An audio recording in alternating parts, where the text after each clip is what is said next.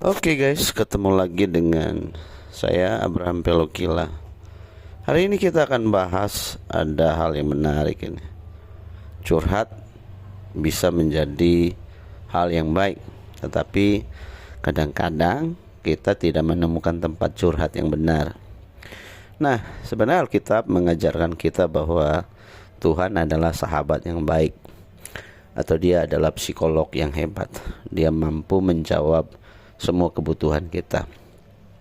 Tapi kadang kenyataannya bahwa kita sering mencari jawaban di luar dari Tuhan. Kita merasa bahwa dunia ini bisa lebih menjawab semua kebutuhan kita. Akhirnya tidak ada jalan keluar, tetapi kita masih tetap bertahan. Nah, anak-anak remaja sering mengalami galau, mengalami keadaan yang kurang menyenangkan, dan akibatnya dalam berbagai keadaan mereka tidak punya jalan keluar. Galau kelihatannya bahwa itu seperti biasa, tetapi sebenarnya itu tidak biasa. Namanya juga stres, khawatir. Kita kenal dengan kata galau. Nah, kalian tentu pernah ngerasa bahwa kayak beban pikiran berat banget.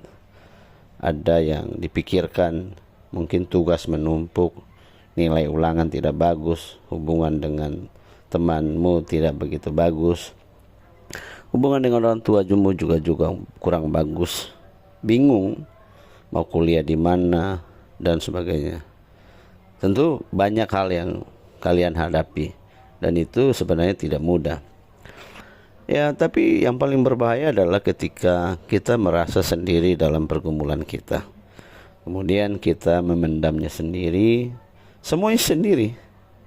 Nah, kita tidak terbuka tentang hal-hal ini.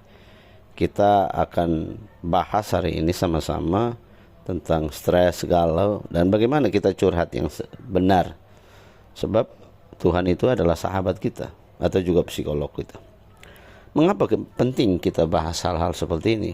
Karena kesehatan mental itu memang sangat penting. Ini adalah hal yang sangat fundamental dalam diri kita. 1 Tesalonika 5 ayat 23 berkata bahwa semoga damai sejahtera menguduskan kamu seluruhnya. Semoga roh, jiwa, dan tubuhmu terpelihara sempurna. Jiwamu, kita termasuk pikiran dan kehendak perlu dipelihara. Demikian juga halnya tubuh dan roh kita. Yang kedua, ini adalah masa transisi yang rentan. Remaja memiliki waktu-waktu yang tidak mudah dalam pencarian identitas. Kemudian tertekan oleh hal-hal sosial, tuntutan akademis yang tinggi. Nah, kalau hal-hal ini tidak dikelola dengan bagus, stres bisa menyebabkan masalah yang serius, kecemasan, depresi, bahkan keputusasaan yang salah. Nah, Tuhan sebenarnya peduli dengan kita. Yesus berkata bahwa marilah kepadaku semua yang letih lesu dan berbeban berat, aku akan memberikan kelegaan kepadamu. Matius 11 ayat 28. Tuhan tidak pernah menganggap remeh setiap pergumulan kita. Nah, jadi hari ini kita perlu memberi ruang dan tempat yang baik untuk belajar, bertumbuh, dan membiarkan Tuhan menolong diri kita. Bagaimana kita bisa mengenal galau dan sumber-sumbernya? Apa itu stres, galau, dan sebenarnya? Secara sederhana, stres adalah reaksi tubuh dan pikiran kita terhadap satu tuntutan, tekanan, atau perubahan. Stres bukan selalu buruk. Stres ringan bisa memotivasi kita untuk belajar lebih giat atau tampil lebih baik. Namun ketika stres itu terlalu berat, berkepanjangan, dan tidak terkelola, nah itulah yang menjadi persoalan. Galau jadinya. Nah, tanda-tandanya biasa kita lihat seperti ini. Emosi nggak stabil, mudah marah, sensitif, tanpa alasan yang jelas, cemas, merasa kosong, dan mood swing. Ya, kognitif dan pikiran sulit berkonsentrasi, lupa, pikiran negatif, pesimis, sulit mengambil keputusan. Nah, pengaruhnya ke fisik juga ada. Sakit kepala, sakit perut, susah tidur, kebanyakan tidur, nafsu makan berubah, gampang lelah. Perilaku jadi menarik diri dari pertemanan, malas beraktivitas, tidak senang ibadah, kecanduan gadget, game, bahkan mungkin mencoba hal-hal yang berbahaya. Nah, sumber-sumber stres itu banyak ya. Kita bisa temukan ada persoalan-persoalan seperti belajar, persoalan akademis, persoalan pertemanan ya, kadang-kadang teman ada yang membuat hal-hal yang bisa membuat kita stres. Bisa juga keluarga yang mungkin mengalami banyak persoalan di rumah, persoalan dengan orang tua, saudara dan sebagainya.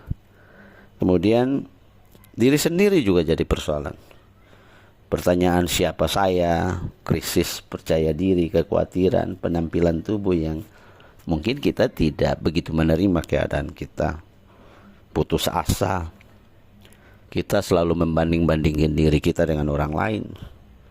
Atau juga di media sosial, kita mengalami FOMO, fear of missing out, perbandingan hidup yang tidak sehat, komentar jahat, cyberbullying, tekanan, tampilan sempurna dan sebagainya. Spiritual, pertanyaan tentang iman, merasa jauh dari Tuhan, merasa doa tidak dijawab, merasa menjadi Kristen yang tidak cukup baik. Nah, poin-poin penting dalam hal di atas bukan berarti iman kita lemah. Itu berarti kita manusia. Tokoh-tokoh Alkitab seperti Elia dalam 1 Raja-Raja pasal 19, Yunus pasal 4, bahkan Yesus sendiri di Lukas 4 ayat pasal 22 ayat 44 juga mengalami tekanan dan ketakutan, kecemasan yang sangat berat. Nah, kalau begitu keadaannya, bagaimana kita memiliki curhat yang benar? Ada 3 saluran curhat yang Tuhan sediakan, yang mungkin kita harus pahami bersama-sama. Setelah kita mengenal si galau, sekarang kita masuk dalam solusinya. Curhat adalah proses melepaskan beban yang kita pikul, seperti membuka keran tekanan dalam diri kita agar tidak meledak, bam gitu. Nggak kayak gitu. Alkitab memberikan kita gambaran yang indah tentang 3 saluran yang Tuhan sediakan untuk kita. Akan bahas satu persatu ya. Mari kita mulai coba. Yang pertama, curhat itu ke atas. Ya, curhat itu ke Tuhan, bukan ke orang yang toksik, orang yang punya persoalan. Nah, dia tidak akan kasih jalan keluar. Orang yang tidak percaya kepada Tuhan, atau orang juga yang punya stres. Ya, 1 Petrus 5:7 mengatakan bahwa serahkanlah segala kekhawatiranmu kepadanya, sebab Ia yang memelihara kamu. Filipi 4 ayat 6-7, jangan hendaknya kamu khawatir tentang apapun juga, tapi nyatakanlah dalam segala hal keinginanmu kepada Allah dalam doa, permohonan, ucapan syukur. Damai sejahtera Allah melampaui segala akal akan memelihara hati dan pikiranmu dalam Kristus. Artinya bahwa curhat itu kepada Tuhan, bukan di media sosial atau kepada orang-orang yang tidak bagus atau kepada orang-orang yang toksik dan sebagainya. Kita perlu berdoa dengan jujur kepada Tuhan, mengaku keadaan kita, membawa seluruh hidup kita, mengaku bahwa kita tidak mampu menghadapi semua keadaan ini. Kita tidak bisa punya jalan keluar. Sudah berusaha, sudah cari jalan, tetapi ternyata selalu buntu. Akhirnya kita stres sendiri. Tetapi dengan menyerahkan kepada Tuhan, kita tahu Tuhan memberikan kita jalan keluar. Ya, seperti itu. Yang kedua, ingatlah dan renungkanlah firman Tuhan yang mengoreksi perasaan kita. Kadang-kadang kan kita berpatokan pada perasaan, rasa-rasanya, tetapi kita tidak melihat kebenaran. Kita suka membiarkan diri kita dipengaruhi oleh rasa kita tanpa kepastian. Saat merasa tidak berharga, aku bersyukur kepadamu oleh karena kejadianku dahsyat dan ajaib. Ada orang merasa tidak berharga, tetapi Tuhan bilang, kamu ada dahsyat dan ajaib. Nah, itu kan berbalik kan. Tuhan melihat hal yang berbeda, tapi kamu melihat hal yang berbeda. Nah, itu jangan seperti itu. Saat merasa takut, Ya, sebab Allah memberikan kepada kita bukan roh ketakutan, melainkan roh yang membangkitkan kekuatan, kasih, dan ketertiban. Jadi Tuhan sebenarnya tidak pernah memberikan hal-hal yang buruk kepada kita. Yang ketiga, belajarlah bersyukur, menerima keadaan, lalu bisa mengurainya bersama-sama Tuhan. Filipi 4 ayat 6 menyebut dengan ucapan syukur, bersyukurlah, memindahkan fokus kita dari masalah kepada kebaikan Tuhan. Ini bukan menyangkal masalah, tetapi mengakui bahwa di tengah-tengah badai, Tuhan tetap baik dan berkuasa. Nah, jadi kekuatan dari curhat kepada Tuhan itu sepertinya adalah jalan keluar terbaik. Karena manusia bukanlah pemilik hikmat atau pemilik hal-hal yang baik. Tuhanlah yang memiliki jalan keluar. Dialah kebenaran yang membebaskan. Dia adalah pendengar tanpa batas, tanpa henti. Dia memberikan damai sejahtera melampaui akal. Dia mengubah perspektif tentang masalah. Nah, tapi kita kan punya keterbatasan. Karena itu kita harus datang kepada Dia yang tidak terbatas. Nah, mari kita lihat ayat-ayat ini. Pengkhotbah 4 ayat 9-10 berkata, berdoa lebih baik daripada seorang diri, karena mereka menerima upah yang baik dalam jerih payah mereka.